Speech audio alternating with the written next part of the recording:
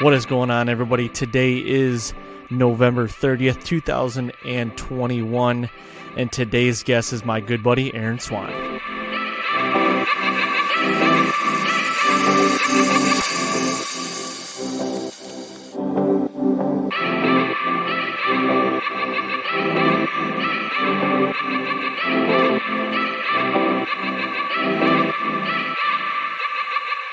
All right, welcome to the Fall Podcast. I'm your host, Aaron Blasey, and today's episode is 190. We are creeping up on that milestone, 200 episodes. I cannot wait. It's crazy that it's almost here. But yes, today's episode is a great episode. I've got my best friend, Aaron Swan, on to talk about his recent trip to Kansas. This is the third year that him and our group of our buddies have went out there and hit public land, and he is 3 for 3.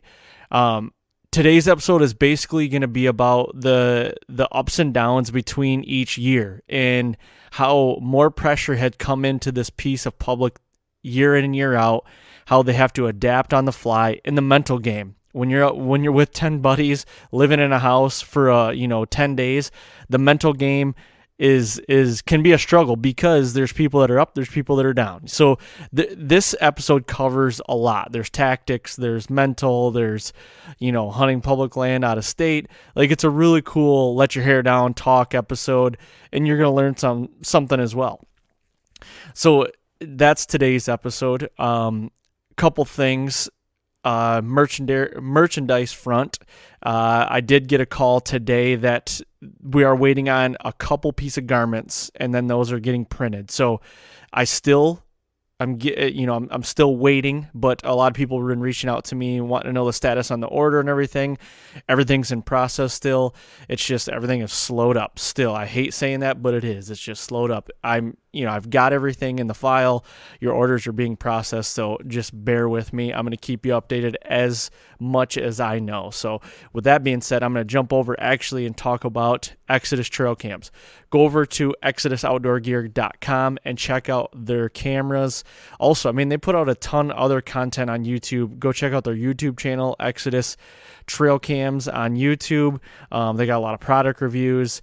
They also do a podcast. Check out the Exodus podcast. Chad and Jake, Cam, and all those guys over there, they do a great job. They've got a couple podcasts. Go and check those out and listen to them. So with that being said, let's jump over to this interview with my buddy Aaron, and we'll get into it. All right, today's guest is my good friend Aaron Swan. He just got back from his trip to Kansas. They've been doing trips to Kansas, him and my other buddies, this is the third year. He's 3 for 3. And the other guys are getting opportunities as well. But today we're going to specifically talk about Aaron's experience there. I don't have any other guys on, obviously, so that is going to be today's goal. So, Swan, thanks for coming on, man. Yes, sir.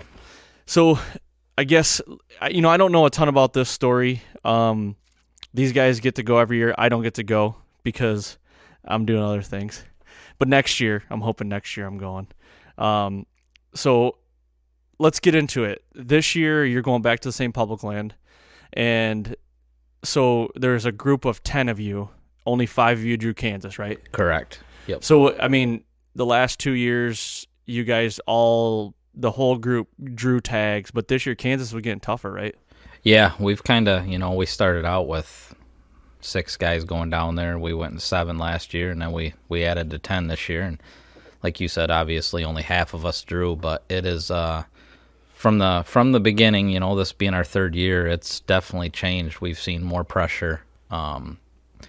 Hunting's been different too. We haven't hit it. We went the same week virtually, but we've hit it different times of the rut every time so far. So you guys usually leave around the 10th of November, isn't that right? Yeah, between the 10th and 12th. And then, so you're usually there during Michigan's gun opener through the 15th. You're usually there are you hunting for 7 days? Technically, we got about 9 days to hunt. 9 days? Yep. And then 2 travel, so it's a 10-day trip? Yeah. Okay. With 10 guys going, because you guys get a Airbnb house, right? You guys look for a house. With 10 guys going, just break down, what a cost per guy would be for, your tag, your food, your booze, and in the house, basically, and gas. we've kind of stuck around with just that outside of your equipment, because that varies from each guy. Right.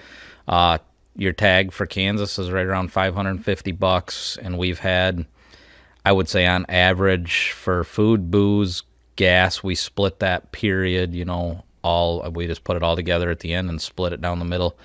$500 to $600 on top of that, and we eat good. We all bring a frozen meal enough to feed everybody every night, and that's enough to buy breakfast and stuff like that. So yeah, you're talking $1,000 to $1,200 at the most, probably, which is cheap. Yeah, but the more guys you bring, the better that cost gets too. Kind of, because you are feeding more people then too. But you can always bring deer meat or something down to put in a crock pot or something like that. So yeah, that's what we do. We have lasagna and tacos, and we threw some stuff on the grill, and we eat good. So yep. Okay, so that's cheap, like $1,000 to $1,200. You can't really. Any outfitter nowadays, if you want to go an outfitter, that's at least $3,500. That's pretty cheap for an outfitter. Yeah. And then a lease cost. The amount of land that you guys get to hunt, the lease cost would be stupid. Yeah. Well, and you look at it as, I guess I look at it as technically a vacation. It's a cheap vacation. You don't go anywhere's heck for a weekend anymore where you don't spend $500 to $1,000 for a couple people. So. Right. If the tag wasn't so expensive, you're talking well under $1,000 to go to another place. But right, Ohio's what, 260? I think I paid $262 this year. So you take a couple $100 off that, you're just under $1,000 to go to Ohio, and that's only 5 hours away. So your gas is lower. You know what I mean? For us, we can get to some good spots in Ohio in 5 hours. Good public land too. Then your gas is a little cheaper. So then you're probably in that $5 to $700 or $800 range there, Yeah, and we got, like I said, 10 guys, so we don't want to be cramped. We take 4 vehicles out there, so there's a little more gas there. We take a trailer, a couple boats, and stuff like that. So you eliminate some of that, you're less at that point too. Right. So yep. So okay, so you guys, 5 of you drew Kansas this year, and then the other 5 didn't, so they decided to do Oklahoma. So new ground. Like just over the border, because you're kind of in southern Kansas, so it's 45-minute to an hour drive to Oklahoma where you're at. Yeah, well, you can be in Oklahoma in 15 minutes, but for kind of where those guys were hunting, they had 3 or 4 different parcels, and yeah, anywhere from 40 minutes to an hour and a half virtually for them 4 parcels they were hunting. I got you. Okay, so I want to stick close to like what you were doing. I'd like to have those other guys on eventually and just kind of bullshit and talk about their experience, because I know some of them had a rough experience. Some of them missed, some of them hit deer, couldn't find them, some didn't get opportunities, but it seemed like everybody had a decent trip. But so let's get into this. The first year you went, there was virtually no pressure, right? Nothing. Compared to what we're used to in Michigan, when you drive by public ground, there's cars everywhere. And no, we did. It's not that we didn't see anybody, but I would say few and far between. Yep. And we never run into any issues of where we wanted to hunt, people being there. Yep. So give me a recap on the first year as far as like what you guys killed, what the experience was like. Like give me that, shortened recap. Well, the first year, I guess, we went down and we had 6 guys that went down there. We ended up leaving with 4 deer. I killed first day. Austin, one of the guys, obviously that went down with us, he killed second day. 2 slammers too. Yeah, two real good ones. And then Eddie killed 4th or 5th day, and Justin, his was a good buck too, mid 130s. Yep, Justin killed the 4th or 5th day as well, and then that kind of wrapped that trip up. But like I said, after the first day or 2, we never seen another person, period. Really? It was like we had it all to ourselves. Was that during the weekend? Like, did you see more pressure coming in the weekend rather than the weekdays? Yeah, for the most part. There seems to be one general area that a lot of the, I guess I would say the locals and the the other people come to. I mean, we've just generally over the last 3 years seen a lot more people in one concentrated area, and we've kind of started working away from that just because none of us want to deal with people at the end of the day. And we've killed there every year up until this year, but we just kind of strayed right away from it this year. So you guys had good success the first year, not a lot of pressure. Second year, kind of give me the recap of second year. Second year was good. You know, we still got some, real good deer at the end of the day. I went down, I killed my biggest buck first year of my life so far. So, but second year we hit the rut, head on. It was deer after deer after deer. And, we were seeing a lot. Up until this year, we have seen, I would say 5 bucks to 1 doe would be my guess, really? If I had to just throw out there a number. But we ended up going 6 for 7 last year. And, obviously, as we know, the seventh guy had multiple opportunities. I think he flung like seven arrows. We love you, Justin. Yep. He gets good humor out of it. He's a good sport about it. But, we did well. One guy killed first day. I think we had second day where Justin had got a couple shots off, and then from there, we had a double on the third day, a double on the fourth day, and then, that was virtually it. Then it was just kind of down to Justin for a few days. But seems like when that first blood gets drawn with your group of guys, like things start culminating. Things start like rolling, the ball's rolling, deer hitting the dirt, and it's like, okay, now we're feeling good. Let's get into this. Yeah, that's what we talked about this year. It's like, man, once the momentum starts, it's like it's a train coming. Yep, for sure. But last year, I guess the main thing was we had went into it kind of feeling like we were not new to it, but we started trying to go back to the spots that we had hunted originally because, obviously we killed there. We feel good about it. And it seemed like everywhere we went to where we were normally going to hunt or planned on hunting, there was people, which was obviously new to us. Well, we kind of go down for the first half week, and then by the weekend, that all dwindles out, and most of the people leave. They're all there the week before we're there, and we ended up kind of venturing over to new territory and kind of more so, open areas and concentrating on areas that I would say they're just harder to hunt in general. Yep. But we had good success with it. So this year you go down, and like you said, you got there on what, a Wednesday? Was it a Wednesday or Thursday? Wednesday night. You got on there Wednesday night, and your plan was to hunt until the next Saturday, right? Yep. We were going to be leaving Saturday morning. Okay, so you kind of had probably a game plan. All you guys probably had a game plan, but you had a game plan because you drew Kansas for your third time. You have a lay of this land where you like, I'm going to go back to the well. I'm going to see where I've had success before. Start there, see if anybody's hunting there, and then kind of spread out from there. Or did you just want to like vacate that immediately and then just like look for new spots? That's kind of the way I am too. Is at one point I'm like, man, I really want to go back to where it all started. I killed my biggest buck there, but at the same point I'm kind of like, there's a lot of uncharted territories that I haven't seen out there. So I actually, my dad went this year with us, so I wanted to push him maybe a little more towards an area that I knew there was deer. Mm-hmm. Little easier to get into because this was just completely new to him. I mean, he's never hunted public ground or out of state or any of that. So I kind of pushed him towards that, and I was just like, you know what, I'm going to pick a couple spots. I did a lot of e-scouting, but pick a couple spot on the maps and just jump out of the truck, go for it, and see what happens. And that's fun. maybe a little bit further later into the week, I'll venture back to some other spots. And I did hunt some of the same area as I hunted last year that I killed my buck in. I did hunt that a couple times, but kind of on the opposite side of things. Yep. And so, just kind of drop me off and go with it. Right. We've seen deer everywhere out there, so something new. So getting into, the first day there, like you guys got there on a Wednesday night, did you hunt the next day, Thursday at all? Or was it like, hey, I'm going to go walk around, find a spot, sit it, see what happens?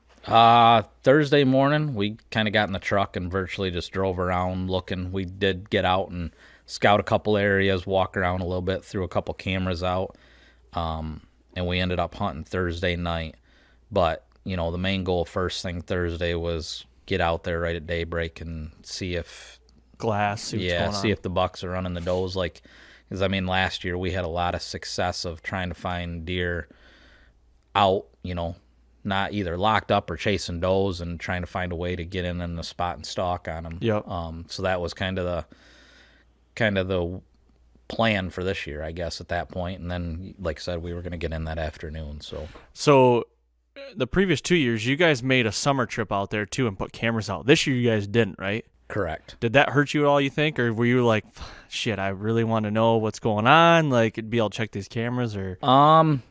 I mean, at the end of the day, I would say, yeah, I think, period, it hurts you just because, you know, is that hot spot hot or not? Or Right. in other times we pulled cameras and it was like, holy moly, there's a lot of human traffic. So I'm crossing that off the list.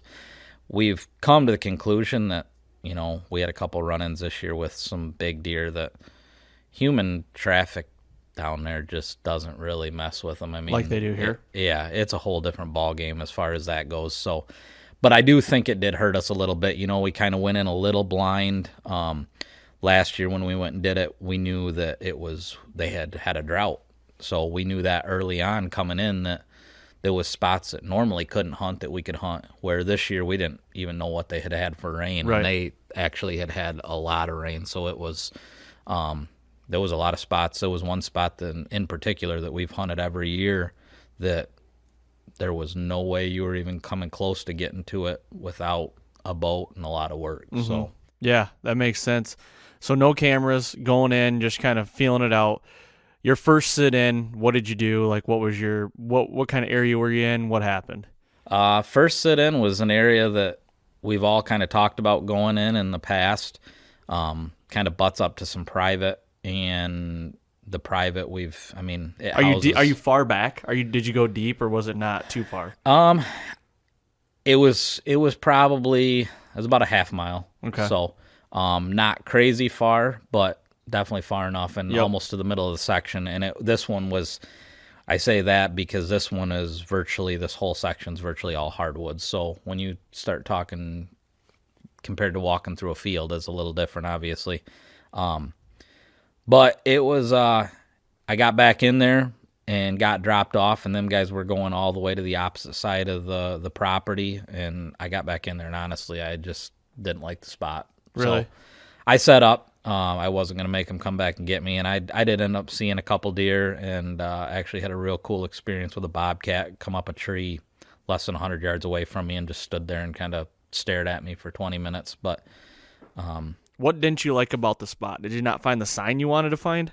No, you know, it would just, I guess I always refer to it, it just didn't seem bucky to me. Yep. You know, so it was a pinch point going onto that private, but I didn't like the setup. Everything is so thick out there where we're at that you're very limited with shots as it is. But, you know, I just got in. It was one of those setups when I was walking in, I felt really good about it. And when I got set up, I'm like, I don't like it. Don't like it at all. But there wasn't much for sign. And that's kind of something we run into. We've run into that.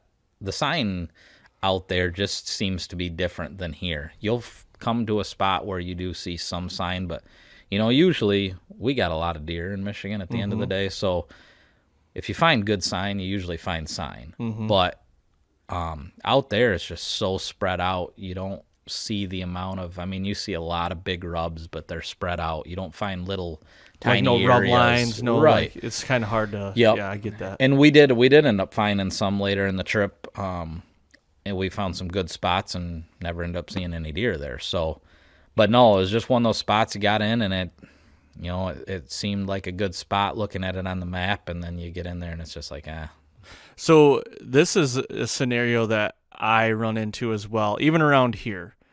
And it's hard. I've talked about this in a couple previous podcasts, but it's like even my Ohio deer, I refer back to that. Like, I found a lot of scrapes before I found the road sign of like, you need to be right here.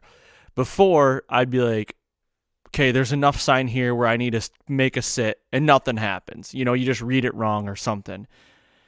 why didn't you keep looking? Why did you feel like you needed to sit there? Like, because I had that feeling too. Like, after I found like the 8th scrape, when I'm looking, I'm like, man, this one looks pretty good. Actually, it's pretty, opened up. But I was like, something was just telling me, keep going. So, like, did you feel like you had to sit because it was getting darker and I wanted to throw a sit in? Or was it like, I'm going to X-nay the sit and just keep scouting to find something to ride the hole on for the rest of the week? Like, why didn't you make that call?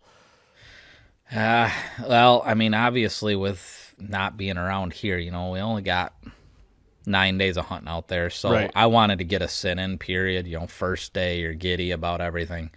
But at the same point, I felt like, man, I start going in and I almost feel like if there's deer there, I got to be jumping them. Like I'm going too far. Yeah, you're not even jumping deer. Yeah, Okay. I'm going too far at that point instead of coming in. I'd have been better off coming in from the other way at that point. Okay. And just like I said, just finding I adapted to that this year. I love the perfect tree. I love the shot opportunities, and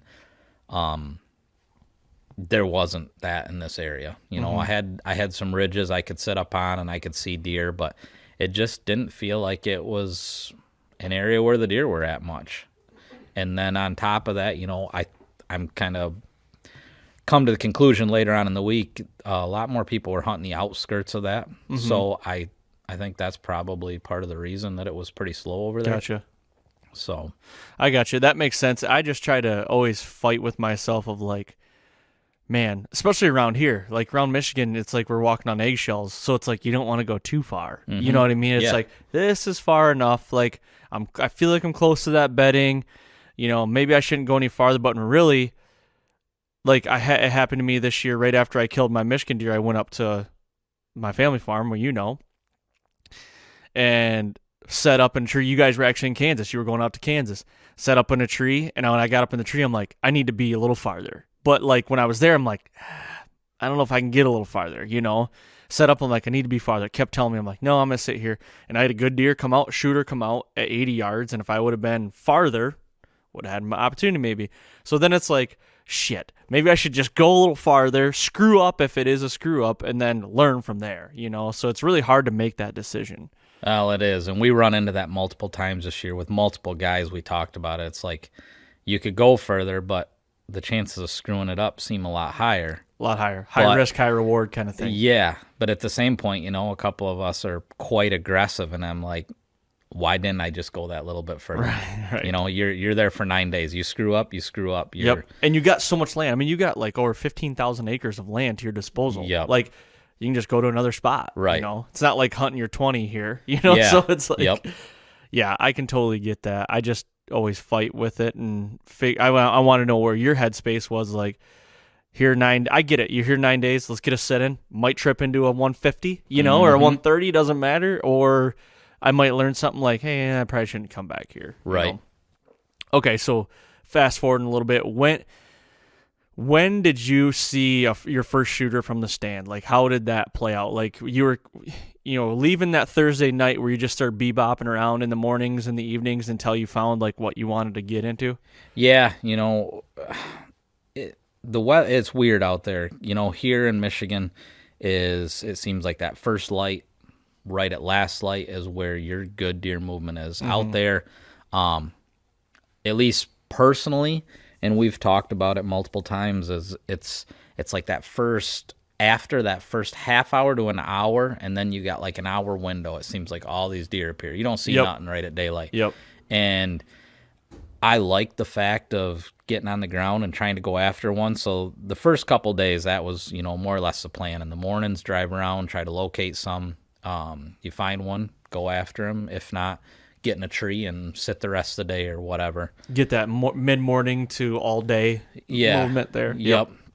So, and we did get on a couple stalks. One first day, one of the new guys that come down with us, Caleb, he got on a stalk on a big one, and heck, he actually closed the distance. He got within about 20 yards and didn't realize that they were in the pucker brush, bedded up. And it was a good deer, 150-inch.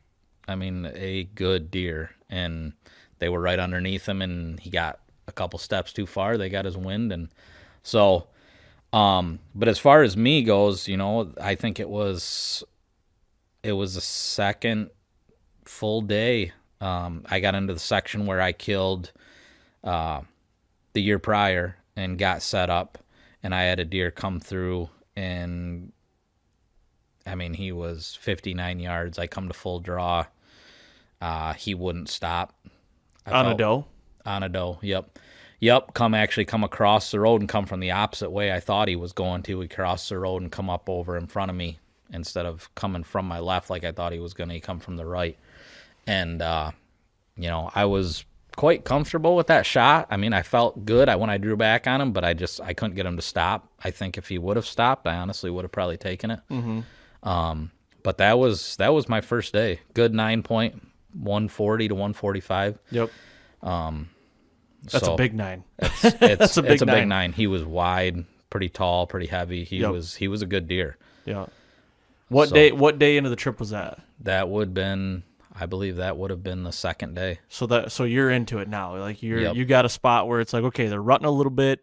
Now coming into the next day, which would be Saturday, like, are you going back to that spot? Yep. I left everything in the tree. Of course, something new to me this year again, which, me and you used to do it quite a long time ago. I got back into the saddle hunting. Yep. A little easier for running and gunning, I guess, at the end of the day, in my eyes, just carrying a little less on me. So I left my sticks and platform in the tree, went back in there first thing the next morning.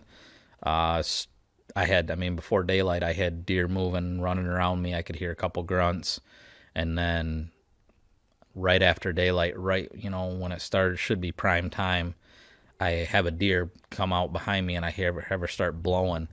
And wasn't long after that, I look over, and through the brush, there's a guy with a bow walking down through the middle of the bedding, all of it. And it was like blow here, and deer just run out behind me. And then 20 yards later, here come more. And he walked the whole section, coming from the west to the east, about 100 yards from me. No idea I was there, and blew out the whole bedding area. I have no idea what he was doing. Jesus. So, I actually called Matt. He had an issue with some cough going on, so he didn't hunt that morning. COVID?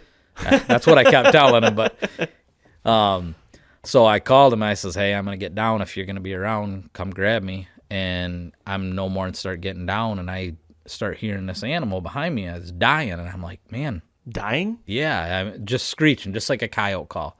And I'm sitting there, and then it gets louder and it gets louder. This is only 60 to 70 yards behind me in the brush, and I can't figure it out. And then I'm like sitting here, and I'm like, this got to be a coyote call. Come find out, some guy set up in the section right behind me 80 yards and started trying to coyote hunt in the brush too. Are you kidding me right now? No, it was Matt actually pull up to me, and seen him coming out of there with a rifle and a coyote call. And he had just happened to set up in the section. No idea why he was even there. What if he would have touched a shot off towards you? That's fucking freaky. I'd have had to go wipe, I think. But it was kind of eerie, a coyote call's eerie as in itself, let alone to have one right behind you. And you're in Kansas, you don't know what the heck's out there at the end of the day. So, but then at that point, like I said, I've done enough coyote hunting that I realized what it was. And sure enough, he had set up in there, so I had 2 guys in there. Jeez. So mission aborted.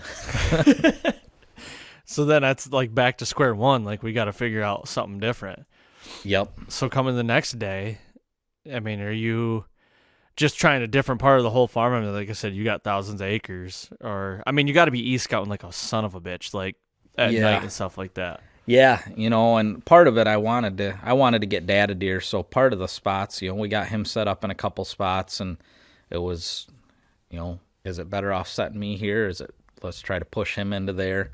I struggled this year. I screwed my back up right before we went. So, that next day I actually took off. I couldn't sit in the stand after that morning. I took that afternoon and a morning off, and just virtually drove around, did a little walking, getting into a couple pieces, and, checking them out. And we actually, I picked Dad up that morning. We went into a piece, which is the piece, like I said, that, always tends to have a lot more people there. Yep.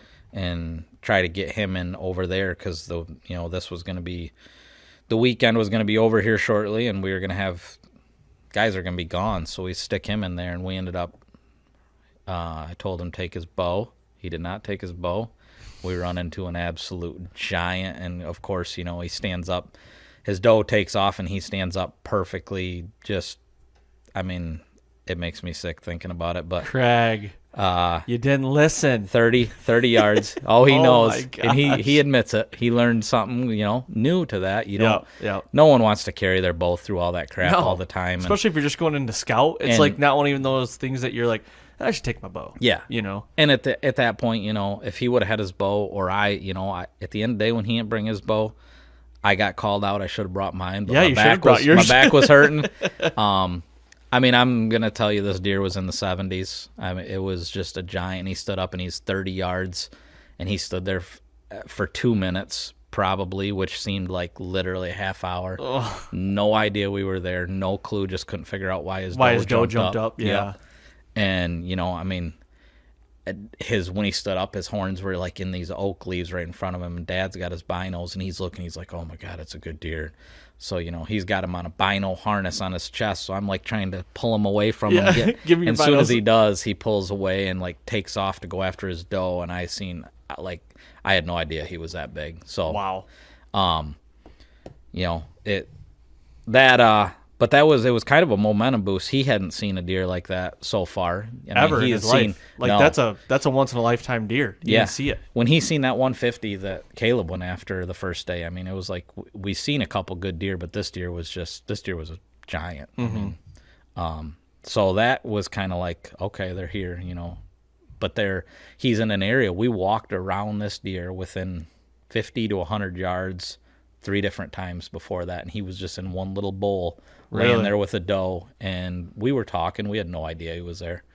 So it goes to show, kind of told him, a lot of guys push way back in, but as long as they know they're safe. I mean, he was right there. They'll let you walk by one you. of the probably the most used areas that I have seen out there. Mm-hmm. So did you think to push into there now? It's like, okay, there's a hot doe in here. We got to strike right now while the iron's hot. Like, push in. Well, I wanted to get Dad in there that day, but it was getting to that point where it was like, we don't hardly have enough time to get a stand hung.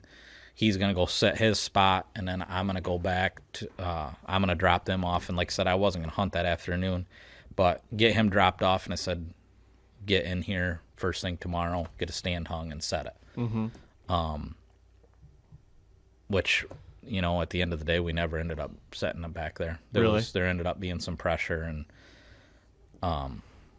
but yeah, no. So the next couple sets, I did not sit. I was kind of nursing myself. I didn't want to be to the point of where I couldn't sit the rest of the trip out there. So I've struggled with some back issues most of my life. So yeah. So then once you kind of got your back in tune, I mean, you head back out, and you're getting to the latter part of the trip now. It's like, but there's some deer dying. Like Matt killed one. Some couple guys missed some. One guy hit one. So like, I guess with that mental game around the crew, it's like you got guys that are up, you got guys that are down, you got guys that are way down because they're not seeing deer. Like, how do you keep, like, when you're with a group like that, how do you keep like straight and narrow on your own yourself? And it's like, you're worrying about your dad too. Yeah. You know what I mean? Like, if your dad wasn't there, you'd have to worry about yourself, but you want to get your dad a deer. So like, how do you keep that mental game when you got like all different mindsets in the house now? It's like you're a big brother house. Like, you know what I mean? It's crazy you say that, because it does. It's like, a bunch of grown men turn into a bunch of babies. There's like high and lows. There's so much emotion going on right now. You're irritable. Yeah, it is. And that was my goals. I really wanted Dad to kill one. Honestly, at the end of the day, yeah, I'm going out there to kill a deer. That's my goal. But my true goal was to get him a deer while we were out there. And unfortunately, it didn't happen. He learned a lot. That's the biggest thing, is it is new, period. So, well, you only can take somebody so far too. They gotta want to learn it and learn it themselves too, and which he did. Like, your dad's a smart guy. He's a good hunter. So it's like, but you had some other new guys out there that have only hunted one piece of ground in Michigan their whole life. So it's like, and what I tell those people is like, when you go out of state for the first time, if you're from I'm just going to say from Michigan where we're at, forget all that. Forget what you learned for your whole life. Still have it in your head. Yep. But you're going to learn so much at a rapid pace, and in 9 days you're going to learn so much. You know what I mean? And don't get stuck into a rut of like comfort. Yeah. Get out of your comfort zone. It's a whole different ball game. The hunting's completely different. What you do here, I mean, a hunter is a hunter. They know what to do at the end of the day if you're good at it. But you kind of throw what we know, what we're used to, out the door. Mm-hmm. It's a whole different thing. So yeah, no, we got to that point and it was just like, man, it was Matt finally got on a good deer, killed him. We jumped him that night. We ended up going back in, finding him. And it kind of got that momentum. It's like, okay, we had seen a lot of decent deer, but the rut just wasn't like we had seen in the last couple of years. So our biggest thing is we were finding there was still some rut activity, but the ridges we could get into, the ridges seemed to be the hot areas. Mm-hmm. The oak ridges, there were a lot of them in there trying to get. Were the acorns dropping like crazy? Big time. Okay. Yep. So the next couple of days, that's virtually where a couple of us got in and hunted. And, to get into those is pretty tough. Mm-hmm. I boated in. Austin went in from another way, but it's a hike, and the ridges are steep. They're tough to hunt. You kind of got to mentally prepare yourself to go in there and get in. And we were seeing deer. I ended up coming to full draw on another one. But it just wasn't. It was like one day it was hot, the next day there was nothing. So, and that screws with you too. Yeah. It's like you get a hot day and you're like, man, I'm in it now. And then you get like, you see no deer and you're like, well, shit, now you're just playing head games with me. Yep. Well, and we both got that point where it was like, it's hot. We sit there for a couple of days. I pulled down, moved 75 yards to the north, 2 ridges over, just because that's where I was seeing them. Set up my stuff, went in there that afternoon, and don't see nothing. Mm-hmm. Like, you pull it, you don't pull it. Right. And we ended up both pulling out of there, and actually, Austin ended up going back in and killing in there a couple days later, but we both pulled out of there because it's like you only got so much time. Right. And at this point, I went from killing the first day, the first year, to killing the 4th day last year, and now we're coming up on the latter part. 5-6 days in, and it's like, okay, we only got a couple more days to really get this done. So how's that mental game work? Pressure's starting to mount because you're putting pressure on yourself. A lot. You don't want to go home with a tag Sammy, So it's like how, but also you have to keep your wits about you of like, don't just go blazing through the timber. You know what I mean? You still got to you want it to happen quick, but you got to slow down a little bit. To me, that's the way I look at it. Yeah. Well, and that's that's virtually exactly it too. It's like, we know we got a couple good spots that there's possibilities, but there's not a lot of time. So I did get a little bit of, like I said, I was wanting to get Dad on being one. A little bitch. Kind of. I got myself a little mentally worked up on a couple of them, but then, not on top of all that, we had 77 degrees come in on top of all that. That's another freaking variable. So you get to that point. Finally, I was like, okay, I'm going to go way back in, which is where I killed my first buck. And over the years, the 2 years we've been there, we've had cameras back there. There was a guy hunting it last year, but I had a camera back there the whole trip. And it's one of those spots that if the rut's kicking at all, you put 2 days in, you're going to kill a deer. Mm-hmm. It's guaranteed at this point, so far from what we've noticed. So I'm like, all right, well, I guess I'm going in. Me and Austin pulled out of the oak ridges and headed in there, and sure enough, did you go back to the same tree you killed in? Well, I went to, and we go to pull in there, and there's a boat there. Okay. And there's a guy hunting it. So we both went to different spots, and neither of which worked out for either of us. He found a nice area, but didn't see nothing. And I one of those another spots where I walked all the way to private, up and over 3 or 4 ridges, and I ended up sitting. Literally, I got so frustrated and I was so tired that I sit in a pine tree where my platform for my saddle was so close to the ground I leaned my bag on it. I mean, it was the only spot that was good where I could get into a pinch. And I ended up seeing a deer, but, it was just too hot. Yep. So, then you're kind of in that realm of this is where the couple people that are still here, we got 2 or 3 spots that, are in the back of your head. Flip a coin. And I've been to this point too, and on trips where it's like you got a day or two left, you're in a spot where it's got some sign, it's warm. Then you have the mental game of, do I just ride the hole here or do I just keep looking? Like, you know what I mean? So then you're fighting with yourself that way, and it's like, it's tough. It's a tough mental grind. Yep. And that's I told them guys, I was like, man, I went from first day to the middle. I've not been down to the end here so far. And not to mention, like, between the hot, my back, and all the other stuff, I'm in shambles. Like, I'm beat You're up. You're a gong show. I am tired. I'm beat up, and I'm like just to that point where I'm almost over it. But I know I've only got a couple days, and you came here to hunt. Yeah. Why not ride it? I'm not about to not grind it out. So, and it was a kind of a momentum booster. Actually, kind of the day we started feeling that, Austin went back over to the Oaks, got in there, and he killed a big frame deer. Broke up, but he killed him at like 3 o'clock, and seeing that was like, okay, yep, we got a little momentum again. So that kind of got it going, and then Austin had put a couple cell cams out, and I had a couple cams, and we kind of checked those and was just virtually like, was anything coming on those cameras at all? The cell cams that Austin had out he had one on a pinch on a spot we actually had put a camera at last year, and that was blowing up. I mean, really? It was bucks, and I mean, good bucks. You sent me that video of that one deer. The one video of that, yeah. And we actually almost, when we was going to get Matt's deer that night, we missed that deer with the truck by probably 2 foot, like skidding across. And then it actually didn't. We passed him, and it run out in front of Cole, and Cole almost hit him. But we seen him going in that section. He's like in the 80s, like 70s or 80s type deer. I would say probably minimum 80s deer. Mainframe 12, split 2, stud. Insane deer. Should just hit him with the truck, throw the tag on it. I think that if either of them could do it now, they would 100% have not have slowed down.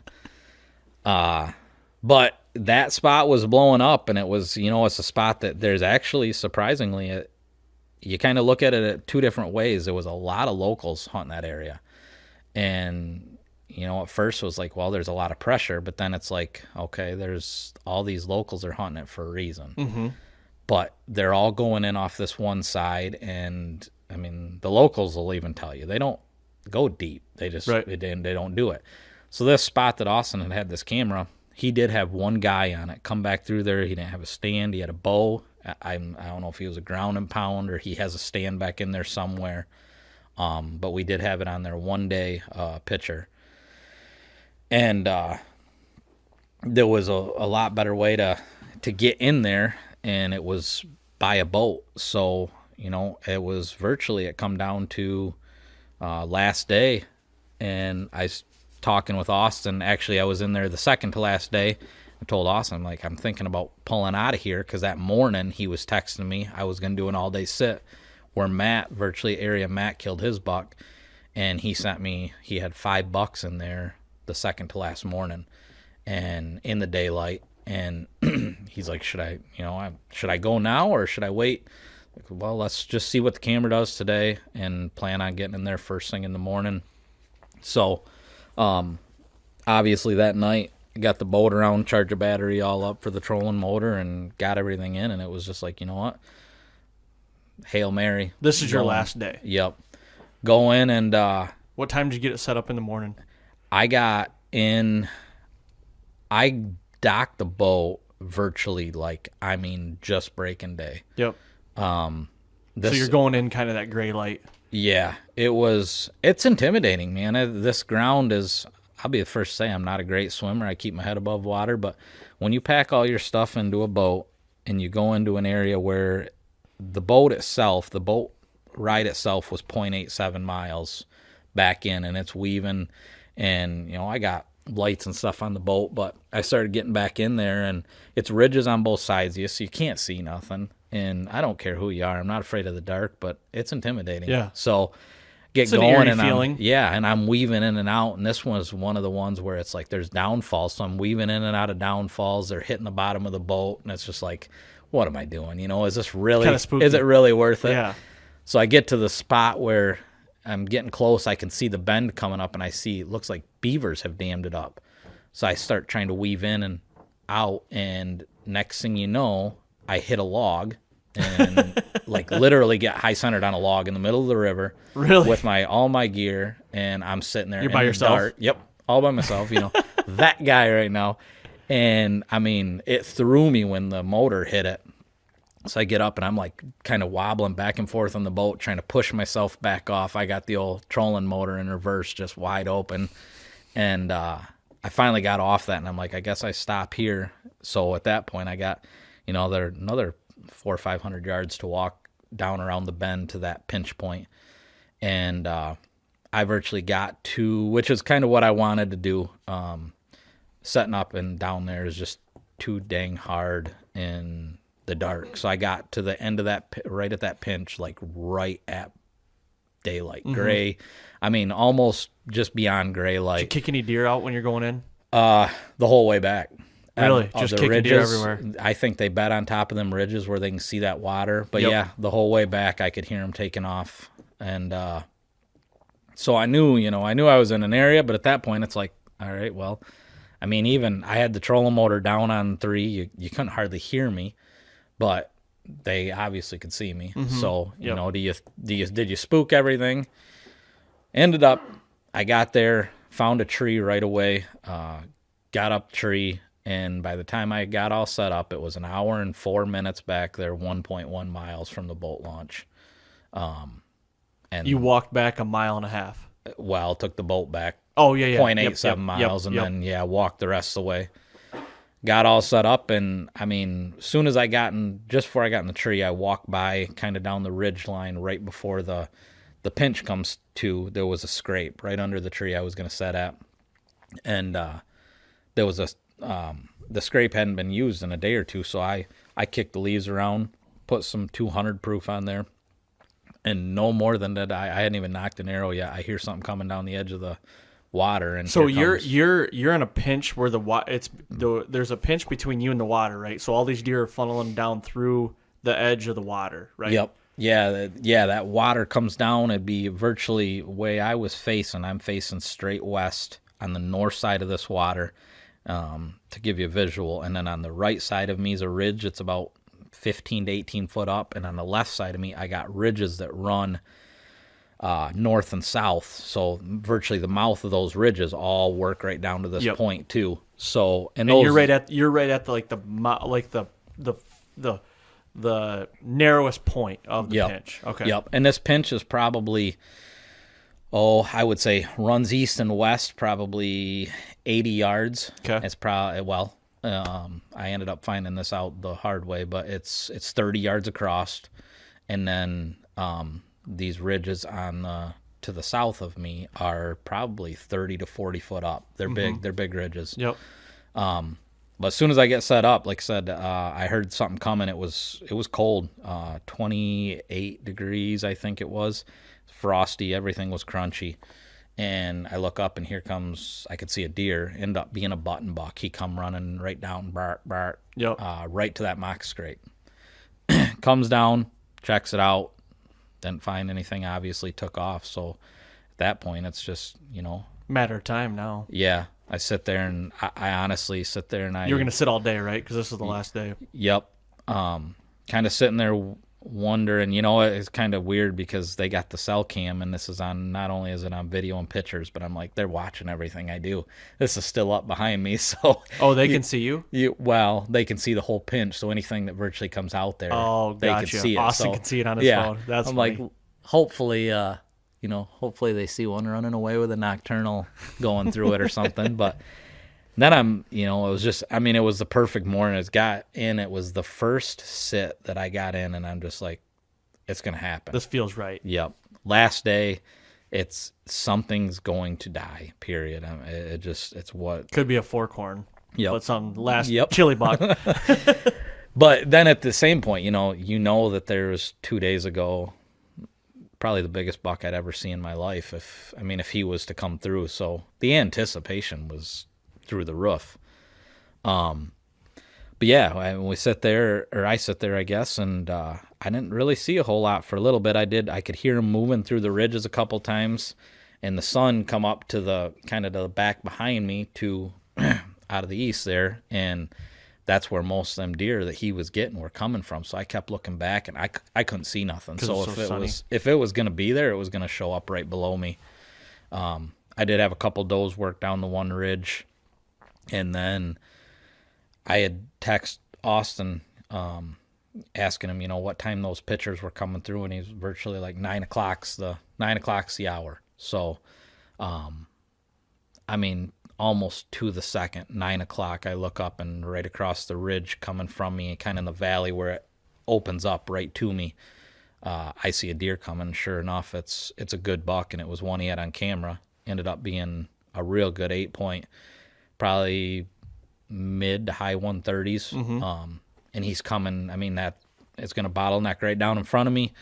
Most of these deer, when they were coming out of them, at least on his camera, were heading straight to the west, which would put him, anywhere from, if he went on the one side of the river, 30 yards to less than 10 yards from right in front of you. Yep. So, and when I got up there, I didn't want to make much noise, so anything virtually to the east of me, I did not really trim a lane or anything like that, just so I could get a shot. So it was going to be brushy if anything happened, and sure enough, he come out of those ridges. When he comes out, he's at 30 yards, and he looks to the left, or his left, which is, going to be right towards me, and he whirls and goes the other way. And I'm like, I already have my bow in my hand, and this deer's got, he's a mainframe 8, nice tine length, but he's got one brow that's like 10 inches or so. Really? He's just a cool looking deer. So I come to full draw, and of course, like I said, it's fairly thick through there, and he stops, gives me just a minute, and takes off walking, and I have a shot at him, and I grunted at him again and stopped him. I ranged him with the Garmin. I got the same Garmin sight you do. Yep. And 27 yards, put it on him. It was just, I'm like, all right, let her eat. And I hear like a crack in my arrow. I missed this deer by probably 8 foot. Mind you, he's in a bottom, and he come out of them ridges, so there's hills right behind him. Yep. I missed this deer probably by, I would say, 3 to 4 foot left and probably 3 to 4 foot high. And wow. I'm like, I'm tore up. Like, I honestly, that's probably the closest I've ever come to puking in a stand. Like, I literally thought I was going to, I wanted to cry. He runs off, I'm guessing. Yep. Last day, he runs back up that valley of them same ridges, and he gets up there. And, initial thought is, I can't believe I just did that. But I see him up there, and I reached down my bag real quick, and I grabbed the can call. I hit that a couple times, and then I hit the grunt a couple times, just seeing, Yep. Just to more or less make him think maybe there was another deer. Mm-hmm. He had no idea what it was. He just heard it. And he works up over that ridge, and I'm just like, my head, I found my head going down, and then I started looking, and I'm like, I have no idea how I just missed a deer. I've missed a deer in my life, but never by that bad. That. Well, and I look, and just so happens right in front of me, there's probably a 1/2-inch diameter twig, and it's dangling, moving back and forth, and I virtually cut it right in half. No idea it was there, and it was kind of like sigh of relief, because I can't. Now you're like, if I would have missed that, if I would have yeah. missed that deer by that bad, I probably would quit hunting. Honestly, Justin, we had an incident like that last year, but no, I found out that I did that, so it was. At that point, it's like it's still. Your bow's probably still dialed. Gets to you. I think my bow's still on, and so I had hit those calls, and it was about 10 minutes. I happened to look over, and I actually had texted the guys and let them know, I just screwed up, hit a branch, and at this point, I think my Kansas trip's done, and look What over time of the day is this? 9 o'clock on the that's dot right, was 9 when I o'clock. missed the first one. And then, like I said, about 9:10, 9:12, I look over and coming across the ridge, a couple ridges behind me, across the edge of it, I look over and I see a deer stand there. And like I said, he was all posed up. I was telling you this earlier, kind of nose in the air. And I mean, it was like majestic. I mean, it was cold. You could see the steam coming off his body. You could see him breathing. And I knew he was a wide deer. The sun was beating on him. And he steps out. I grab my binos, and he's at about 50 at this point. And I realize he don't have brows. Looks like he started them. And I mean, it was not 100% what I, truly wanted. But as a last day, I'm like, man, it's a good deer. Yeah. And I look on the next ridge to the right, and here comes one coming up that ridge at the one left on. And this is a good deer, but he's skirting me. And he's on a mission. He had his nose to the ground. So at that point, I'm like looking at that other buck, and I'm like, if he comes in and he crosses that creek, like I'm going to put a threshold on it. If he crosses the creek, that puts him at like 12 yards. Like, this is last day. I'm not going home with a tag sandwich. If he does this is going to be, this is it. I'm making my mind up now. If he stays on that side of the creek, he's safe. If he comes on this side of the creek, he's going back to Michigan with me. And sure enough, he comes right down to that same spot where that first 8 had come out, and he kind of looks both ways and puts his nose in the air, and he must have smelt that 200 proof. And he comes, on a V-line. He gets to that creek, and I'm just like waiting for him, like, is he going to cross this creek? Or so I got my hand on my bow. It's still on the hanger, and I just literally remember sitting there like, don't do it, little buddy. Don't do it. And sure enough, he crosses that creek, and I'm like, all right, yep. Here we go. You done did it. So I picked the bow up, and, he kind of come out, did a little circle behind me, and he definitely got a nose full of that scrape, and he started heading right for it, which was virtually right in front of me. And he come down to 6 yards, and I come to full draw, and he stopped right before the scrape and let her go. Missed him by 8 foot. Yeah. No. He I wish I would have, obviously missed him and hit the bigger one, but I was jacked. Yeah. When I hit him, I knew I Complete smoked pass him. through? No. Ended up going through, and I went in, obviously, like I said, I was probably 15 foot in the tree. He was at 6 yards, so I went in virtually up top. Yep. I ended up taking both lungs, cut the whole top of the heart off, and buried it in his shoulder, shattered his shoulder. Yep. It was, but on impact, as soon as I hit him, just blood everywhere. And he had to run across that creek, and he run up into those ridges. And I was sitting in the stand, I look, and in that water, I could see the blood actually running down the water. Cool. And I'm like, that. I heard him crash. I heard a crash. I thought it was him. So, of course, now at this point, then it's like, okay, I'm a mile-ish back in here. Need some help. Yep. Hopefully the guys are really, really genuine friends. So I text Austin. I'm like, what's your guys' status? And he's, did he get a picture of it? One? No, they all come out like probably 10 yards to the west of where his camera was. Yep. We went back through that camera, and he actually had videos of him. Did he? Earlier, and pictures of the one that I missed. And so they come back, and, at that point, I had already went out. I tracked him, got back there. Did you find him? Yeah, I tracked him. I had great blood, and I get to this little pinch point, and there's water between these two ridges, and the blood just stops. And I'm like walking blood for 75, 80 yards. And at that point, I'm like, man, what the heck happens? I see tracks going up the ridge on both sides, so I'm just kind of scanning. I was like, I walked up on the left ridge, got up there, and I got my binos out, and I scanned, nothing.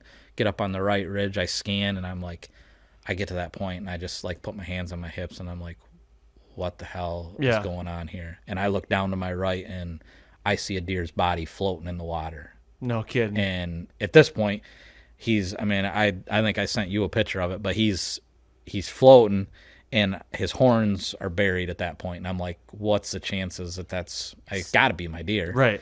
And I look down at the other end, and I can see like foamy stuff in the water, and it's covered in blood. And I'm like, okay, That's him. so I go down there and I like look at it, and I mean, he's in 3-foot water, so I'm like trying to inch my way out there just enough to grab a log, and I almost start slipping. So I reach back, and of course, the first thing I grab is a big old thorn. Oh yeah, And been there. yeah, so I got him out, and I virtually just got him to the edge because he had to go straight up the ridge and waited for those guys, and they ended up coming back. And So what was your initial thought when you pulled him out of the water and saw him like close up? the crazy part was I grabbed his back leg, and I still couldn't tell he had horns. Like he was when he went That in. small, huh? Yeah, yeah.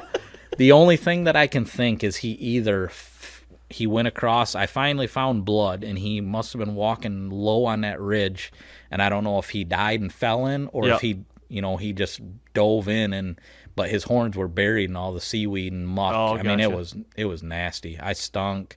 Filled my rubber boot with water. But when I got him out, I mean, I knew I had seen him for long enough to know he was wide, which I didn't know once I pulled him out. Made me feel, I guess, a little better. Is he did have brows, but he had broke both of them off. Oh really? So he was a 8. Yep.